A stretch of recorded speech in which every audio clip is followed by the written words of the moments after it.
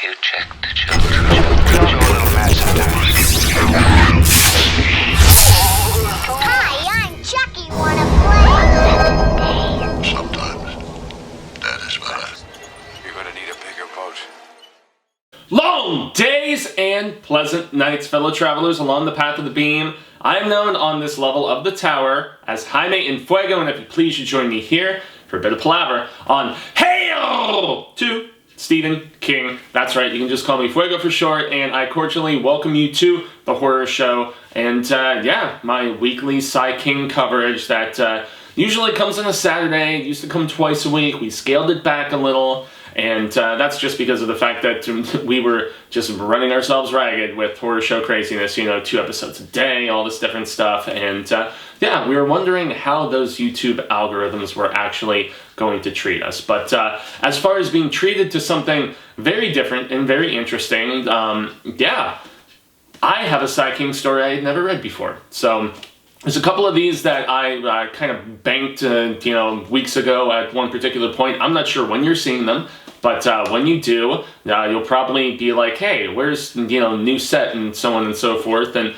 yeah, after episode 200, these are just basically kind of, fill-in episodes of sorts. And that's because this is a short story called The Old Dude's Ticker that I just finally got the chance to read. And it's more different than anything I had ever had the privilege of checking out from Cy King. And so there's a number of these that I've covered here on the show, and they're uncollected stories, okay? So I think one was the Replanoids.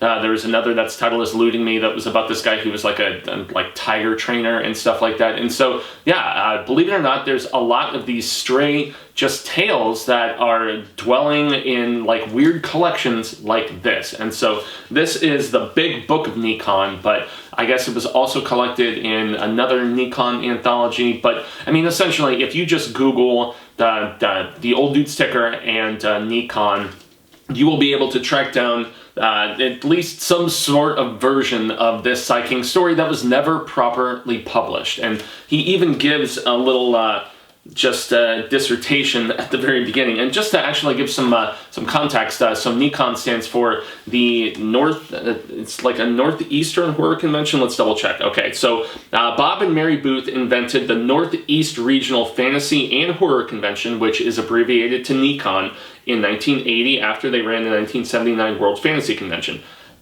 Attendance at NECON has always been capped at 200 participants, which adds to the convention's close-knit atmosphere.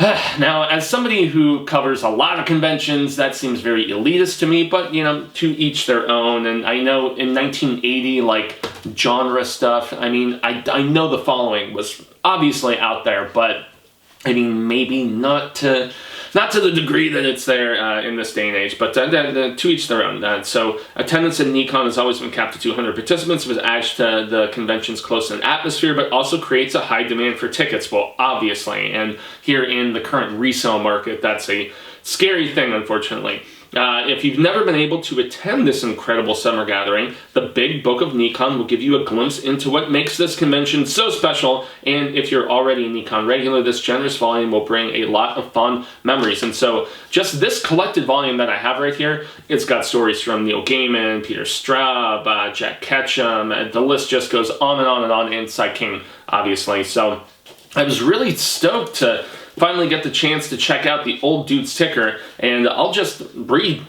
Cy King's little abbreviation here just to give you some proper context.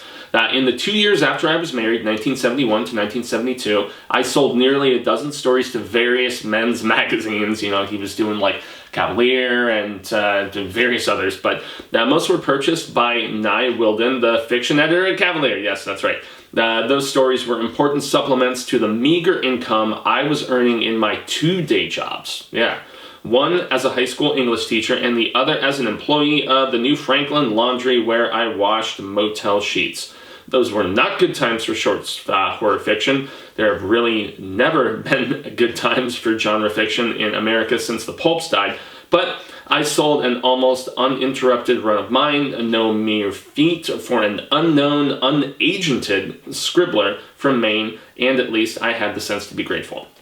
Two of them, however, did not sell. Both were pastices.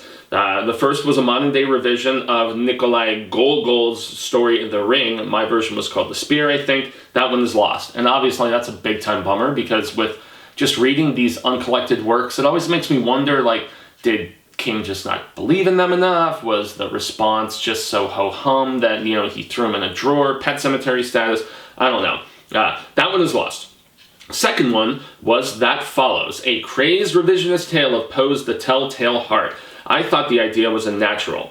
Crazed Vietnam vet kills elderly benefactor as a result of post-traumatic stress syndrome. I'm not sure what Nye's problem with it might have been. I loved it, but he shot it back at me with a terse and not for us note. And after having just read it, I can kind of see it's not a good times sort of story. I gave it a final sad look, then put it in the desk drawer. Ha! Exactly. And it went on to something else. It stayed in said drawer until rescued by Marcia De Filippo, who found it in a pile of old manuscripts consigned to a collection of my stuff in the Raymond Fogler Library at the University of Maine. Yes, Orono. Shout out. Now, I was tempted to tinker with it. The 70s slang is pretty out of date, and that's honestly the best part of this, and I look forward to getting into it briefly with you.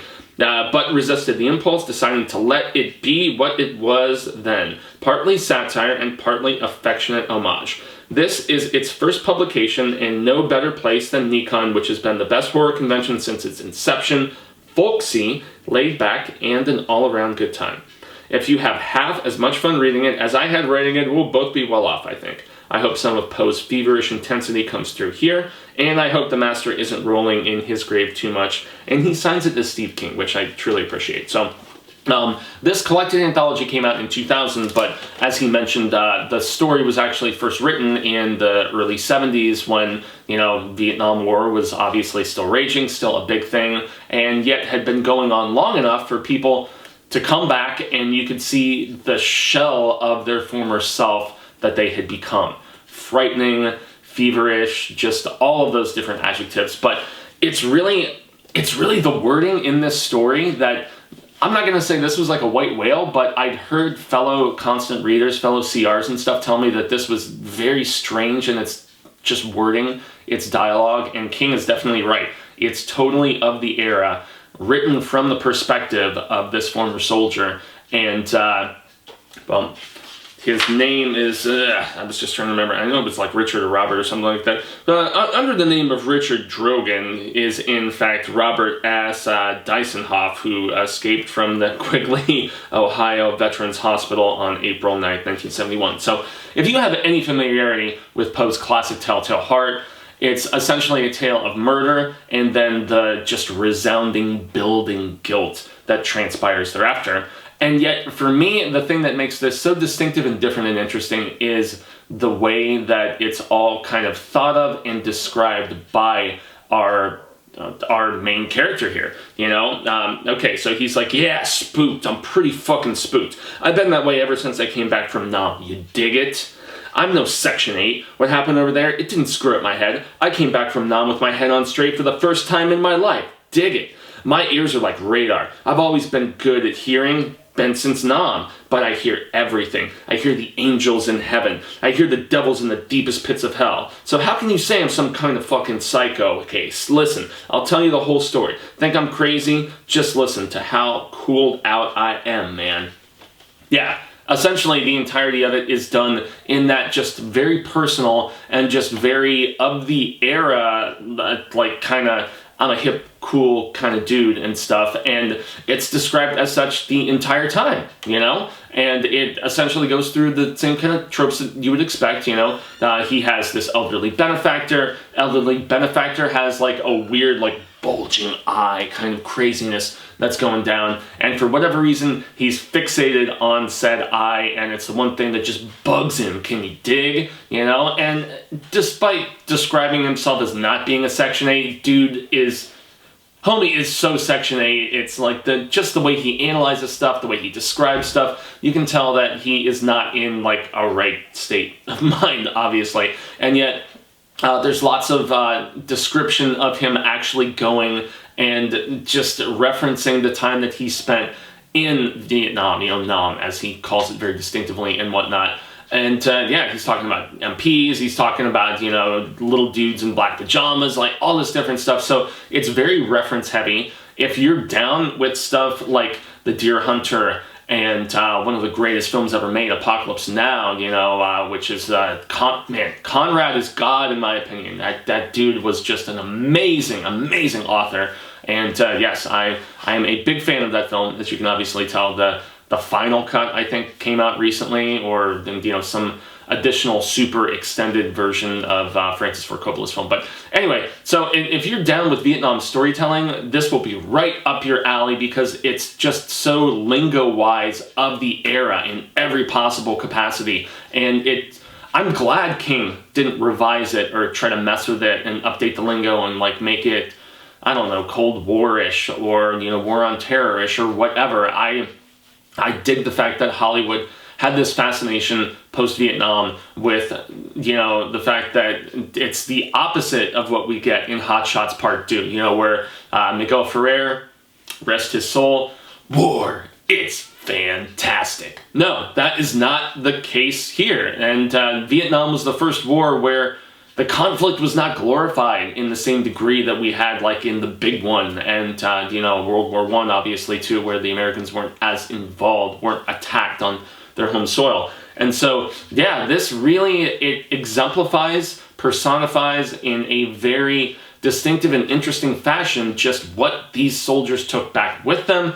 And unfortunately, in this case, being the Telltale Heart as, you know, the, I guess, springboard for the story, yeah, the problems that came back with them, unfortunately. And so, yeah, he's like bugged by dude's eye, and he describes it at one particular point, which I found very amusing. If I can find the specific spot, he's like talking about like poached. Okay, here it is. It was wide open, and I got more and more pissed off just looking at it. I saw every detail of it. This dull, dusty blue with that gross-out white stuff over it, so it looked like the bulging yolk of a poached egg. It froze me out, man. I kid you not. But see, I couldn't see anything else of his face or body because I held the light straight on that goddamned eye. Just the first-person description from this guy is very amusing, very interesting, and I mean, don't spend too much on this. I was like looking around on eBay and you know, Amazon Marketplace for the longest time trying to find a reasonably priced copy of this. I've seen it go for close to $100. Don't drop that for a 5-page King story, you know, unless you're like a crazy collector and you just have that sort of money to throw around, instant gratification. I think I got this including shipping for like $12, you know, so not too crazy. And once again, there's all kinds of other stuff from that NECON convention that's in here, and there's tons of cool stories, and it's all actually, at least in this particular one, edited by Bob Booth, and this is in fact CD, Cemetery Dance. I love you guys. Shout out as always. They have brought me some of the best just limited and enhanced Psy King stuff that you can imagine. You've got stuff from everyone from Glenn Chadbourne to... it's all broken up into different parts. NECON, What It Is. Part 2, NECON, The First 20 Years. Part 3, NECON, New Blood. Part 4, NECON, Visitors from Across the Pond. So it is distinctively differentiated, which is really dope. And yeah, this is just going to be another of the CD just clan that is, you know, put on my shelf. And whenever the new set is going, and you've probably seen the new set at this particular point because this is one of those banked episodes, like I said. But yeah, nonetheless, it's yeah, it's interesting in that regard. And of all of the different Psy King uncollected stories that I've read, you know, Glass Floor and Replanoids and stuff of that nature, I got to admit, this is my personal favorite. It's really fun and just weird, and as he describes it being satire, it most definitely is, just based on the way the scenarios are described by our narrator, so to speak, who is obviously a crazy guy.